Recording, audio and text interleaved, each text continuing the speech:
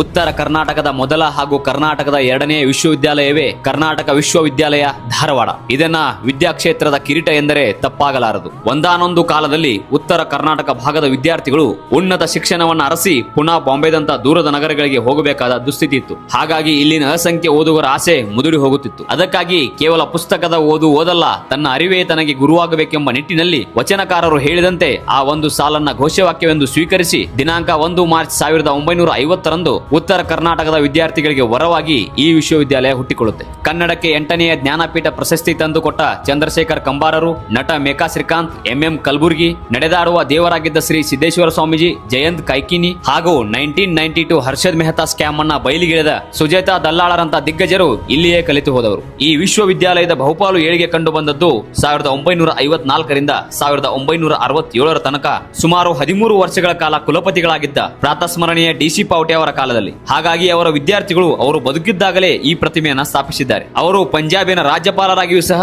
ಸೇವೆ ಸಲ್ಲಿಸಿದ್ದಾರೆ. ಪ್ರಸ್ತುತ ಇಲ್ಲಿ ಪೂರ್ವ ಪ್ರಾಥಮಿಕ ಶಿಕ್ಷಣದಿಂದ ಹಿಡಿದು ಸ್ನಾತಕೋತ್ತರದ ಅಧ್ಯಯನದವರೆಗೆ ವ್ಯವಸ್ಥೆ ಮಾಡಲಾಗಿದೆ. ಹಾಗಾಗಿ ಇಲ್ಲಿ LKGಯಿಂದ ಹಿಡಿದು PhD ವರೆಗೆ ಅಧ್ಯಯನ ಮಾಡಬಹುದಾಗಿದೆ. ಅದಲ್ಲದೆ ಈ ವಿಶ್ವವಿದ್ಯಾಲಯವು ಉನ್ನತ ಭಾರತ ಅಭಿಯಾನ ಕಾರ್ಯಕ್ರಮದ ಅಡಿಯಲ್ಲಿ ಕಲಘಟಗಿ ತಾಲೂಕಿನ ಧುಮ್ಮವಾಡ, ಕುರುವಿನಕೊಪ್ಪ, ಮುಮ್ಮಿಗಟ್ಟಿ ಸೇರಿದಂತೆ 5 ಹಳ್ಳಿಗಳನ್ನು ದತ್ತು ತೆಗೆದುಕೊಂಡು ಆ ಹಳ್ಳಿಗಳ ಗ್ರಾಮೀಣ ಅಭಿವೃದ್ಧಿ ಕಾರ್ಯವನ್ನ ಕೈಗೊಳ್ತಾ ಬಂದಿದೆ. ಮುಂದೆ ಯಾವ ಜಾಗದ ಇತಿಹಾಸ ಹೇಳಬೇಕು ಕಮೆಂಟ್ ಅಲ್ಲಿ ತಿಳಿಸೋದನ್ನ ಮರಿಬೇಡಿ.